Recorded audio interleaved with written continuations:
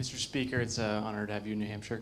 I'm 22 years old from the seacoast, and I'm curious what hope that you can give America in these dire times. I was raised with the principle that Rome was not built in a day, and I do not believe that the issues we see in America will be solved by one man or one administration.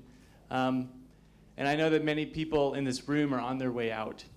I said in a respectful way that in maybe 10 years, a lot of these people in this room will have passed away, or that I'm serious. No, Wait.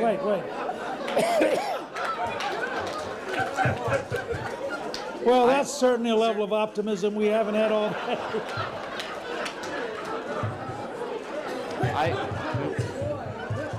Well, can I suggest you sort of ask for permission to revise and extend your remarks and move forward and not try to defend that, because it's going to get worse, believe me.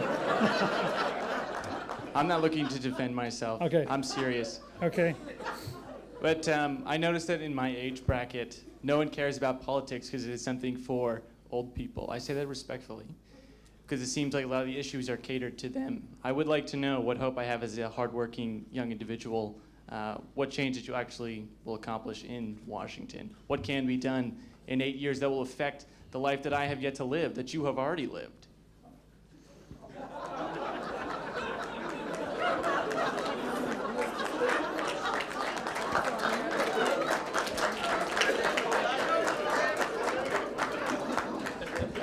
Let's see. You know, there are moments in this business when I'm just left speechless. Let me suggest to you that if we'd had this meeting in 1859, young person might have asked that question, and it wouldn't have occurred to them that within 2 years they would be volunteering for the Union and Confederate armies, and that more Americans would die in the following 4 years than in all of our other wars combined.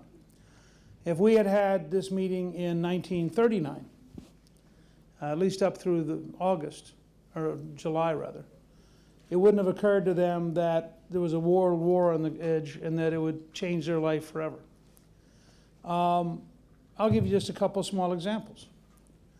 I have a very deep, fundamental disagreement with Congressman Ron Paul about the threat of a nuclear Iran.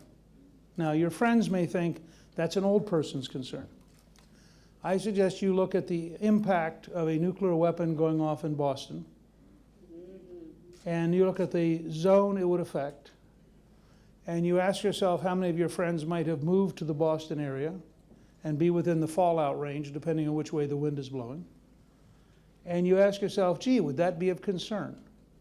Or should we just all be stupid until after it happens and then walk around and say, gosh, why didn't we think of that one? I would suggest to you that you watch the Iranians trying to block the Straits of Hormuz, through which 1 out of every 6 barrels of oil in the world go. And if that strait gets blocked, oil will jump above $200 a barrel and we will have a worldwide depression. And you might ask yourself someday, gosh, why didn't young people demand that their government adopt an American energy policy so we had sufficiently large reserves that we could weather the Iranians being stupid without going into a depression?